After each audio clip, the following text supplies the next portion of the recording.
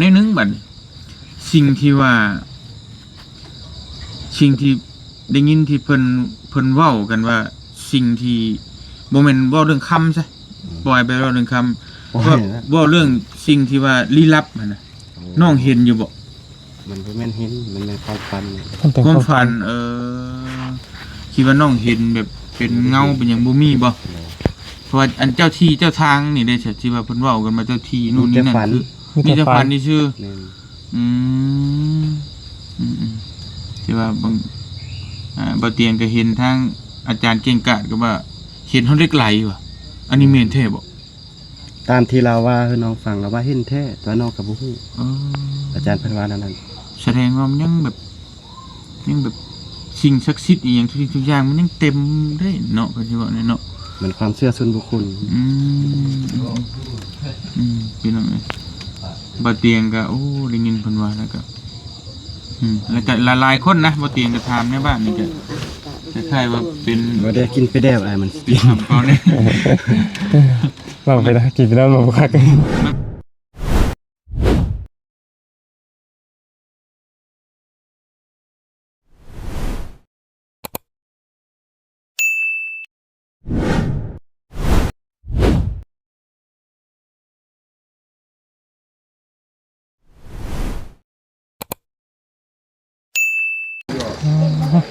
มาแล้วปาดโธ่ครับคักแถบบ้านนี่เฮ้ยคักแท้พี่น้องบ้านคือยังไงลงก่อนข่อยเฮ็ดลงก่อนคักอีลงหลังใหม่มือโอ้ยสมาตอนรับคักตามแน่แท้นี่อันไอ้ที่ก่อนไอ้นี่จ้ะจ้ะเอาพี่น้องเลยกับสบายดีและสวัสดีเด้อพี่น้องเบิดกุศลทุกคนพี่น้องเลยเนาะยินดีต้อนรับเข้าสู่ช่องของบ่ยาวซาแนลอีกคือเก่าพี่น้องเลยเนาะเอาพี่น้องเลยมาเจอกับช่องของบ่ยาวในตอนนี้พอดีทางบ่ยาวเองกะมาเฮือนซานของทางเท่าผู้ผาเนาะหรือว่า1ใน7ที่ว่าผู้ติดถ้ำมันเนี่ยพี่น้องเลยกสิมาถามเจาะลึกเรื่องราวที่ผ่านมาพี่น้องเลยเพราะว่า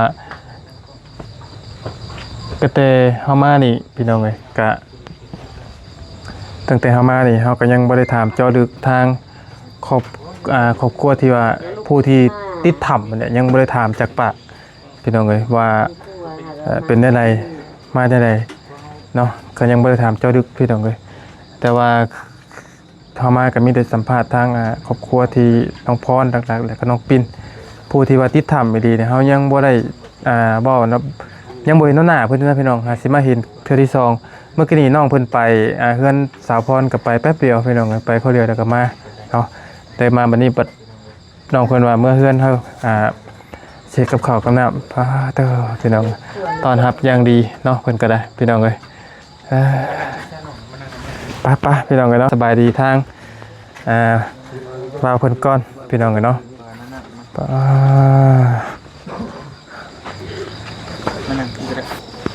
เจอกันแล้วบ้านนี่เพื่อที่นั่นสบายดีเด้อสบายดีเด้อ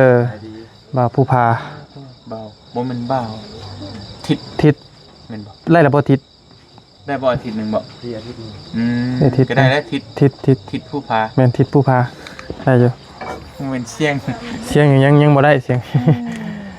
แต่ตัวใหญ่อยู่เลยเนาะใหญ่และสูงโอ้ใหญ่สูงแบบถึงเบะนะเบิ่ง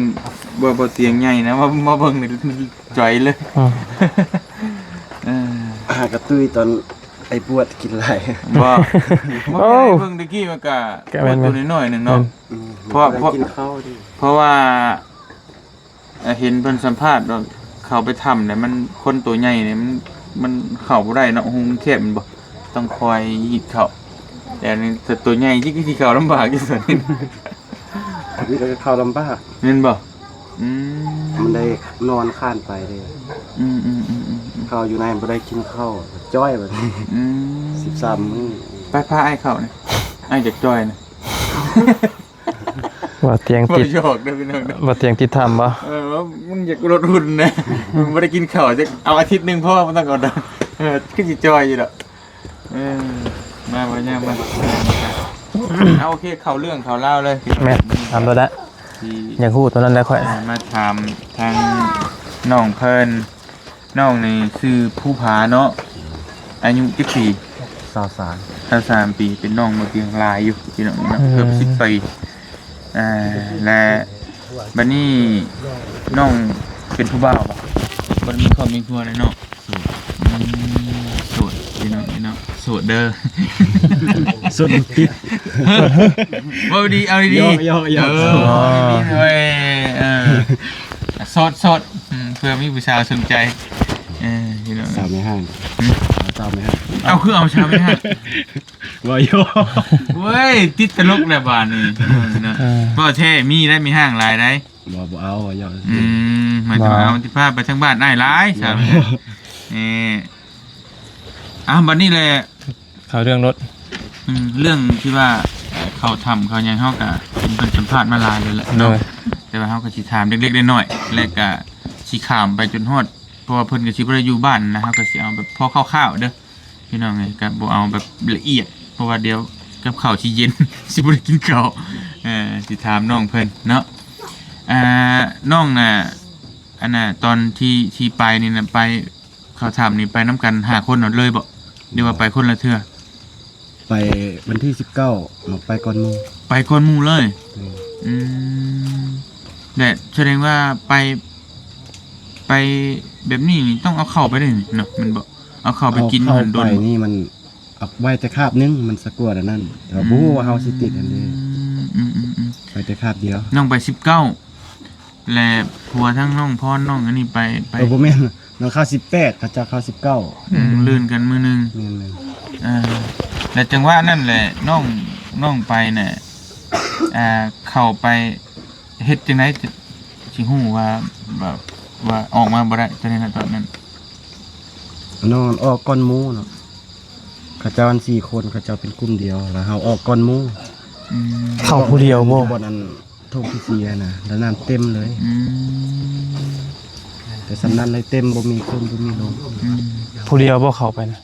บ่แม่นสิไปน้อง ก็ไปนำ น้องไป จุอ้ายจุเอื้อยนี่แหละแต่ หาคนหั่นแต่ว่าหรือว่า แม่น ตอนไปแรกๆเนี่ย แม่น โอ้ขอบใจ จุอ้ายจุเอื้อยหั่นไปละจุเอื้อยหั่นละเมื่อก่อนนะเฮาละใส่ให้มันงามงามแล้วเฮาก็บ่อยากเมื่อเด้ มันมีเอาลายสิ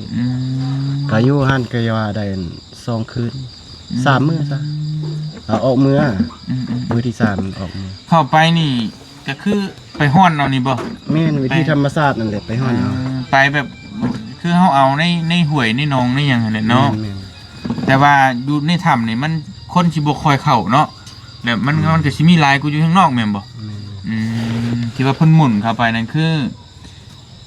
ถ้ำน่ะไผก็บ่กล้าเข้าแหละส่วนหลาย โดย บัดนี้มันก็สิมีเลยบันไลมาตามที่ชายหั่นบ่เดี๋ยวมันก็สิได้น้องเข้าไปจักเทื่อ 6เทื่อเธอ7อาทิตย์เมื่อว่าโดนเข้าไปตลอดเข้าบ่นึงพักแล้วมื้ออื่นไปสินะ ได้เทื่อเท่าใดเข้าไป ก็พอได้พอมีแหละเฮาบ่มีเด้ครับก็ล้มรถเด้เฮาก็เห็นเพิ่นได้เฮาก็ลองไปก็ได้ดำเด็กดำน้อย จักเทื่อเข้าไป 6เทื่อ 6เทื่อ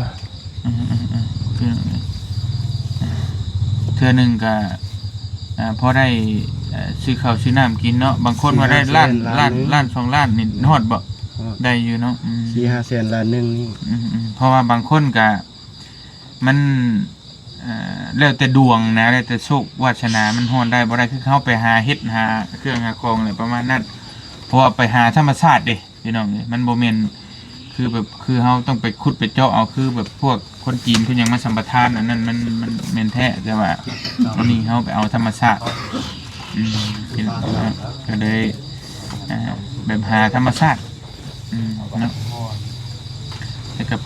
พอได้เลี้ยงครอบเลี้ยงครัวแล้วก็บ่แม่นมาจะอยู่แข็งใช้สมบูรณ์นี่นะบ่ติหลายเนาะพี่น้องเนาะประเทศลาวมันไปเฮ็ดหลายอยู่เซปูนก็มีบ่เตียงไปอยู่วิระก็มีอยู่แขวงสวรรณเขตเฮาก็หลายที่ฮ้อนค่ำพี่น้องก็ แล้วแต่บางคนไปเบิดมือได้แสนกีบ200,000กีบก็มีแล้วแต่ดวง แต่ดวง นะได้แต่ดวงแต่ว่าอยู่พุ่นมันบ่ค่อยมีถ้ำจนแล้วบางทีฮ้อนเอาในห้วย ห้วยน้ำ ในห้องแม่นแบบนั้นธรรมชาติได้แซวเต็มอยู่มีหลายกันแต่ว่าอยู่พี่ก็มันโด่งดังที่ติดถ้ำนี่แหละปกติกะหมองอื่นมันก็ที่เข้าอยู่ดอกก็เข้าหาฮ้อนน้ำตามห้องตามห้วย แต่ว่ามันก็บ่ได้ติดเด้เนาะมันก็บ่ดังได้ยินคือว่าเข้าแตะก่อนก็อันนี้ไอ้ได้ยินเพิ่นเล่ามาก็มีคนหายไปคือกันบ่ แต่ข้าวตะกี้พุ่นใดก็หายไปก็มีคือกันได้พี่น้องที่ว่าเพิ่นหายไปแล้วหายเลยนะ สมัยตะกี้ แต่ว่ามันก็บ่มีโซเชียลเนาะบ่มีโซเชียลแหละ มันน้อยคนติดสมัยตะกี้มันก็บ่มีไผมา พัฒนาคือเดี๋ยวนี้ แม่นแล้วก็หายเลยนะประมาณนั้นแต่บัดนี้เรื่องวิธีการนู่นนี่นั่นก็เฮาก็พอฮู้แล้วแหละเขาไปฮ้อนเอาอยู่ในถ้ำ จักแล้วเนาะ แล้วก็ออกมาก็พอฮู้แล้วก็หลายคนบ่เตียงถามหลายคนแล้วพี่น้องเนี่ยแต่ว่าบ่เตียงจะถามนิดนึงบัดนี้สิ่งที่ได้ยินที่เพิ่นเว้ากันว่าสิ่งที่บ่แม่นเว้าเรื่องคำซะปล่อยไปเว้าเรื่องคำเว้าเรื่องสิ่งที่ว่าลี้ลับนั่นน่ะน้องเห็นอยู่บ่ มันบ่แม่นเห็นมันเป็นความฝัน ความฝันคิดว่าน้องเห็นแบบเป็นเงาเป็นหยังบ่มีบ่เพราะว่าอันเจ้าที่เจ้าทางนี่ได้ที่ว่าเพิ่นเว้ากันมาเจ้าที่นู่นนี่นั่นคือมีแต่ฝันนี่ชื่อที่ว่าบางบ่เตียงก็เห็นทางอาจารย์เก่งกาจก็ว่าเห็นเฮาเล็กไหลว่ะอันนี้แม่นแท้บ่ ตามที่เราว่าคือน้องฟังแล้วว่าเห็นแท้ตัวน้องก็บ่ฮู้อาจารย์เพิ่นว่านั้น แสดงว่ามันยังแบบสิ่งศักดิ์สิทธิ์อีหยังทุกอย่างมันยังเต็มได้เนาะก็สิว่าเนาะ มันความเชื่อส่วนบุคคล พี่น้องบ่เตียงก็โอ้ได้ยินเพิ่นว่าแล้วก็แล้วก็หลายๆคนนะบ่เตียงก็ถามในบ้านนี่ก็คล้ายๆว่าเป็น บ่ได้กินไปแดบอ้ายมันสิ ทำเขาเนี่ย เราไปได้กินไปแล้วบ่คัก มันสิ เย็น มันสิอันน่ะอีหยังมันสิได้ยินเสียงหยับมันสิบ่คักได้บัดนี้พี่น้องเดี๋ยวถามเอาย่อๆคร่าวๆนิดนึงเนาะนี่มีแต่ว่าเรื่องคำเรื่องอย่างนะครับมีคนสัมภาษณ์หลายแล้ว ฮู้แล้วเนาะ ฮู้แล้วว่ามันเป็นไปประมาณใดๆนู่นนี่ ใน นั่น โลกโซเชียลนั่นแหละมันมีตัวถูกมันมีตัวผิด แม่นมีแต่ว่าเพราะว่าก็ฮู้เบิดแหละว่าเรื่องเข้าไปหาคำนู่นนี่นั่นแต่เฮาสิมาถามเรื่องชีวิตการเป็นอยู่น้องเพิ่นบัดนี้หลังจากนั้นเอาจักมื้อดีกว่า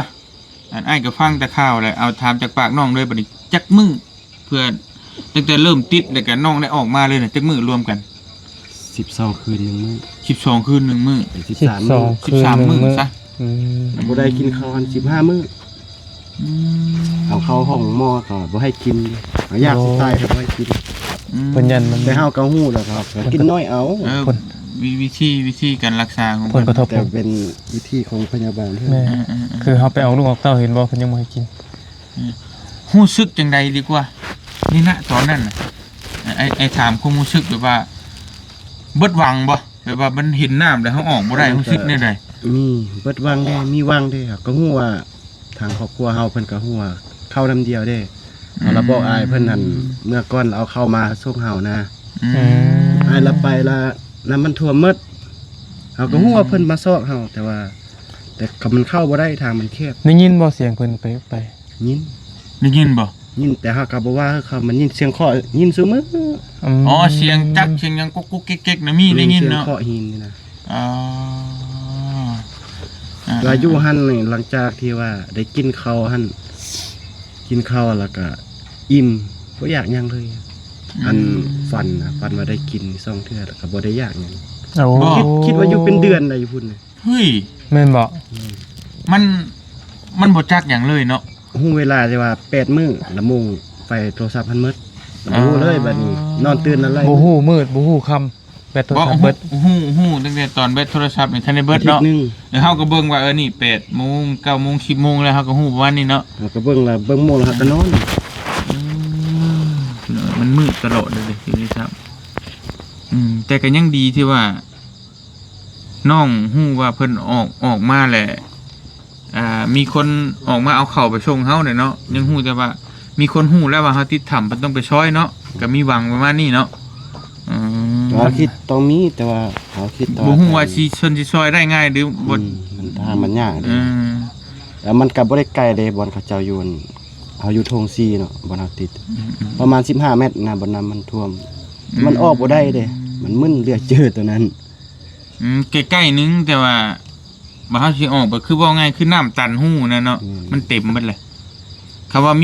มีออกซิเจนแบบกวบไว้ก็เฮามุดลงไปก็ได้เนาะแต่เฮาบ่มีอุปกรณ์มันเข้าบ่ดูดนี่เสื้อแก้วดำน้ำนี่แก้วไปหาปลาแล้วไปทรายแจ้งดำออกได้แต่มันหักมีแนวมันออกบ่ได้อันดิมีแนวดึงไว้แล้วเนาะว่าเป็นใจคนลุกไผไปเห็นคนแรกอันเข้าไปเห็นคนแรกเลยที่นักกู้ภัยเพิ่นไอ้เบนไอ้เบนแล้วก็จังประมาณ5นาทีนี่โกมาฮอดจังว่าที่เพิ่นเห็นว่าน้องเห็นคนมานี่ความรู้สึกแนวใดอัดนั่นเลยคือดีใจโอ้สิรอดแล้วอย่างประมาณนี้บ่ได้มากินข้าวเปียกเลยเราสึกว่าอยากข้าวแห้งบ่ยังก็บ่ชนแล้วจะกินข้าวอย่างเดียวตอนนี้ดีใจที่อันโอ้ต่างประเทศเพิ่นมาช่วยโอ้หลังจากนั้นนี่อัน4คนก็ยังแม่นที่เขาบ่มาช่วยอันนี้คือว่าด้นมาเอาเฮาออกสินะตื่นแล้วได้บัดนี้แตกแล้วเฮาฮู้แล้วเฮาน่ะนอนกินแล้วก็นอนก็เจ้าตื่นแล้วโอ้บ่แม่นละเรื่องกระจมนี่จมนั่นอยู่เฮาบ่เกี่ยวนอนหลับคือเอาเข้าปกตินี่ผู้นี้มั่นใจแล้วว่าทั้งน้องเพิ่นก็เชื่อมั่นแล้วว่าเพิ่นมาช่วยนะเนาะแต่จังหวะนั้นนี่คือเมียงก็บ่สนใจแล้วอยากกินข้าวมันหิวเลยเนาะเข้าไปเจียวเขากินบัดเดียวหมดแล้วก็นอนเมื่อยบ่เมื่อยมันเตี้ยอ่อนเพลียนั่นแหละตัวแห้งมีสติมัดอยู่เลยมันอ่อนเพลียซื่อเฮาก็บ่ฮู้บ่เห็นหน้าตัวเองในผู้เรียนเพิ่นน้อยเฮาก็บ่เห็นหน้าแต่ว่าเฮาจับบึงนี่จอยบ่จอยลงนิดหน่อยนั่นนะจะไปเข้าห้องหมอเป็นมือปลายว่าจะเอาโทรศัพท์แม่นจับมาพวกลงตัวเองจ้อยโพดคิดว่ามันเมนเฮาบ่นี่สิบ่คิดว่าแม่นข่าวต่างประเทศตี้อันนี้เบิ่งดีๆโอ้จืดแต่ส่งมันคาดหั่นในหน้าตอนนั้นนี่ในหน้าตอนน้องติดอยู่ในถ้ำนี่น้องคิดอยู่ว่าสิมีคนมาช่วยหลายปานนี้บ่คิดเลยมันสิดังปานนี้ออกมาจากหน้าถ้ำนี่ชาวบ้านแล้วก็พี่น้องเฮาเองนี่ไปช่วยเนาะเขาคิดว่าเมื่ออย่างสิแล่นไปกินข้าวนี่เมื่อบ่ได้เฮ็ดหยังเลยนี่นั่นอยู่กินแต่น้ำหั่นอยากข้าวหิงมีแต่อยากข้าวนะคิดว่าออกมาแล้วสิมาปั้นข้าวอยู่เฮือนนั่นนะผมคิดน้องเพิ่นมันไปซื้อขนมอยู่ห้านนั้นปานพันไซน์ก่อนมาสิแวะไปกินข้าวเปียกอยู่อันคงคิดเพิ่นเลยคงคิดว่าเพิ่นไปซื้อขนมคงคิดเพิ่นจะได้ออกมาเลยไปซื้อขนมมากินข้าวก่อนออกมาจำฮอดปากถ้ำบ่ได้บัดกินย่างบ่ได้ย่างครับย่างก็บ่ได้ย่างโอ้ขอย่างออกกำลังกายเด็กก็บ่ได้ดีแล้วถือว่าผ่านพ้นมาแล้วถือว่าเป็นบทเรียนเนาะแต่สิเข้าไปอีกอยู่บ่คิดผิดบ่เป็น100ล้านกับบ่เข้าโอ้ดีเป็นบทเรียนครั้งใหญ่ของเฮาก็โอเคละเรื่องในถ้ำเดี๋ยวมันยืดมันยาวพี่น้องเลยนะเฮาก็ต่อไปเรื่องคือว่าสิไปอยู่ไสไปเฮ็ดจังไดบัดนี้มาแล้วมีไปเฮ็ดเวียกเฮ็ดงานอยู่ไสสิคือว่าหาก็ไปเวียงไปยังนั่นน่ะไปคือว่าไปเวียกหลายแต่มันเว้ามันก็สิยาวเวียกหลายแต่มีเวียกเฮ็ดอยู่เนาะคนจ้างเข้าไปนี่บ่หรือว่าจังได๋น้องก็ขับรถแมคโครเดี๋ยวนี้ขับรถแมคโครอันนี้งานประจำหรือว่าจังได๋งานประจำก่อนที่เข้าทำบ่แล้วนอกจากหันได้สิไปเฮ็ดหยังบัดเดี๋ยวนี้ค่ะมีบ่คนติดต่อไว้ไปเฮ็ดงานนู่นนี่นั่นรับเวียกเฮ็ดเวียกอย่างนี้มีหลายแต่ว่าบ่ไปมันยังเวียกเฮายังบ่แล้วมันยังหลาย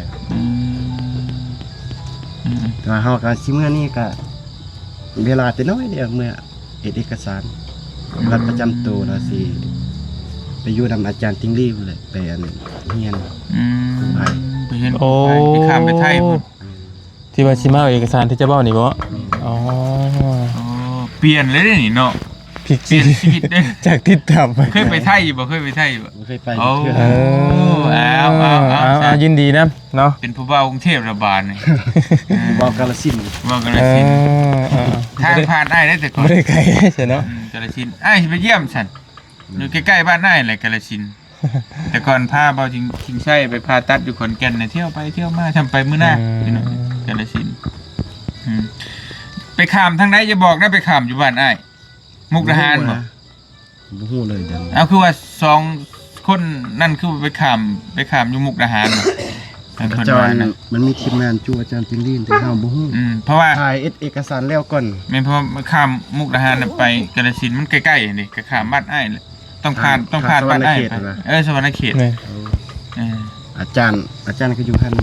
วัดปู่ปาคอน อืม เพิ่นก็รับเฮาเป็นลูก มันผู้ข้อ แม่น บ้านทุ่งข่อยก็สามารถนั่นเลยเนาะ เอ้ยไปฮอดพุ่นกับบ้านอ้ายนะน่ะอาจารย์ที่ทายอยู่ฮู้กับน้องอะ เพิ่นรับเฮาว่าเป็นลูก ดีเอาซั่นเนาะมีแต่ว่าถ้าลงไปสวรรณเขตโทรหาไอ้เด้อเดี๋ยวสิเลี้ยงปิ้งไก่ชิโน บ้านอ้ายบ่ยาก ฝากเขาอุดหนู่นอันโลซัน ขายรถสั้นแล้วบ่นี่โอ้ยเอามา อุดหนู่นอันเอื้อยหั่นเอื้อยอาจารย์เพิ่นก็สวย เอามา ขายครีม ขาย แม่น อ้าวมาโฆษณาขายครีมกันดับบาท มาเบิ่งโอ้ยใส่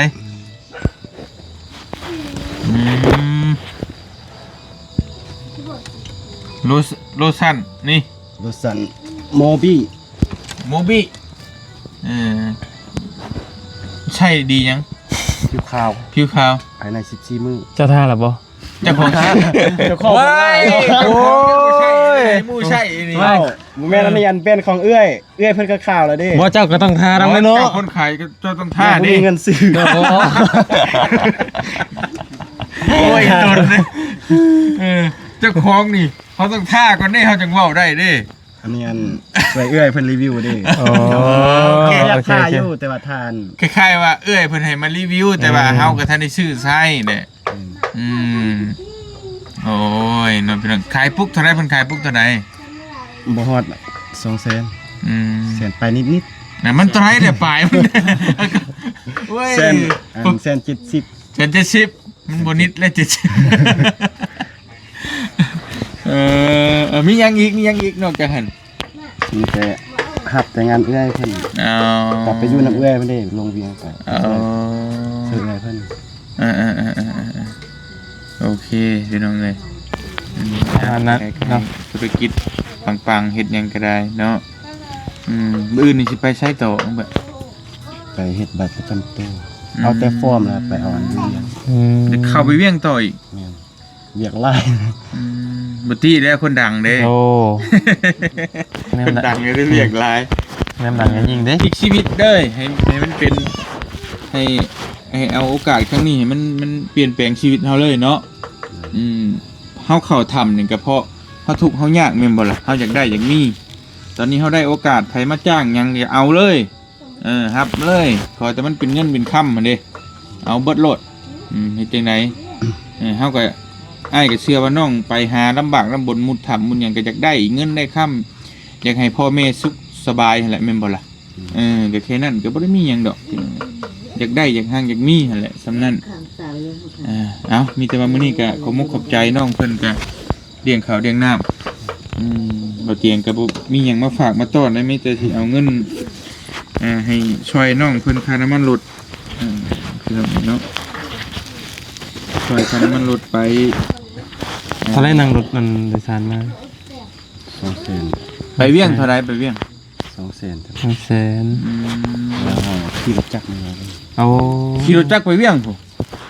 ขี่เที่ยวต โอ้ ลอด มานำจุพ่อแม่อันที่รู้จักนำน้องชายเพุ่นลูกอันเตาถ่านหันมา เมื่อวานเนี่ยลูกเวียง ขี้ จันท บัก ร์มาฮอด ใน นี่ ขี้บักขี้เหือ เป็นเพิ่นใหม่เขาเอื้อยหั่นเอาลูกสาวละมานี่ มาพร้อมเดียวมื้อนี้แหละไอ้น้องเขามานำกัน แต่บัดเมื่อในขี่รถจักรเมื่อบ่ ขี่รถนี่ ถึกจังหวะบ่เตียงที่เมื่อบ้านใครอยู่สิเข้าไปเที่ยวเวียงจันทน์น้ำน้องเพิ่น เดี๋ยวอ้ายก็ทันใน ไป เมื เลี้ อย ง งแม่แล เอามีแต่ว่าอันนี้ไอ้กับบุมีหยังมาฝากก็สิเอาเงินนี่แหละซอยน้ำมันรถเด้อซอยจ้างเขารถไปเบี้ยง500,000กีบ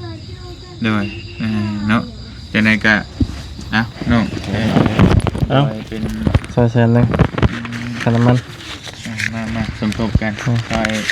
น้องเพิ่นเขาได้เติมน้ำมันไปเบี้ยงจังได๋ก็ให้ได้รับงานหลายๆให้ได้เงินหลายๆมาเลี้ยงพ่อเลี้ยงแม่เด้อ โดยพี่น้องเลยขอบมุกขอบใจ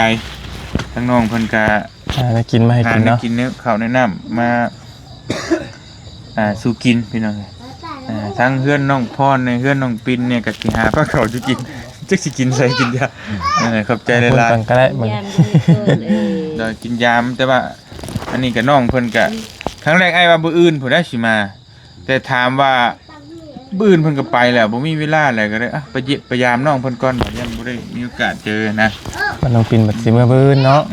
น้องปิ่นก็สิไปแล้วน้องปิ่นก็สิไปมื้ออื่นอีกบัดนี้สิเมื่อบ้านแล้วพี่น้องเอ้ยบ่เตียงก็สิไปคือกัน หมู่ไปเบิดแล้วเฮาก็เมื่อคือกันเมื่อบ้านคือกันแล้วเฮาก็คิดว่าลูกคือฮอดเมียคือกัน มาพี่น้องเอ้ยมากินข้าวนำกันมาใช่พ่อแม่ เอ้ยข้าว อันนี้ไอ้บ่ อัน นี่อ้าย หน้าบ้าวครับ มากินน้ำกันได้ มาแม่มา แม่มานั่งกินน้ำกันแม่มันจะ นั่น แซ่บ น่ะ อันนั้นเอ้ยบ่หรือ เอ้ยถือผ้าเยอะเนาะ ไผ่ อ้ายคือที่ มา มาพี่น้อง ข้าวกัน กิ ตัดกันเนาะ แซ่บ ข้าวบานพี่น้องเลยมารับประทานอาหารกับบ่าวผู้พาก่อนพี่น้องเลยเนาะ คิดผู้ผ่า ก็สำหรับคลิปนี้ก็ผมมีอย่างไรพี่น้องว่าทั้งบ่เตียงเพิ่นถามบ่ได้พ่อเฮาก็ถามก็ถามเพื่อกันนั่นแหละพี่น้องเนาะก็ทำเดียวกันมีแต่ว่าทั้งพ่อเฮาเองก็สิได้กินข้าวก่อนรับประทานอาหารน้ำน้องน้ำนมก่อนพี่น้องกันแล้วก็หลายหมองไปอยู่เนาะพี่น้องเลยก็สิไปเพื่อนน้องปินดีกว่าเพิ่นจะเมื่อบ้านแล้วว่าซั่นเนาะ โดย ขอมอบความใจทั้งว่าผู้พาหลายๆเด้อที่หาพาข้าวพาน้ำให้กินเนาะขอให้เจ้าอยู่ดีไม่แห้งเนาะขอให้ร่ำไปด้วยเด้อเนาะขอให้ธุรกิจรุ่งเรืองโดย สาธุ พี่น้องขอบคุณที่เป็นกำลังใจให้ทีมงาน500ตลอดมาเนาะพี่น้องเนาะไปสบายดี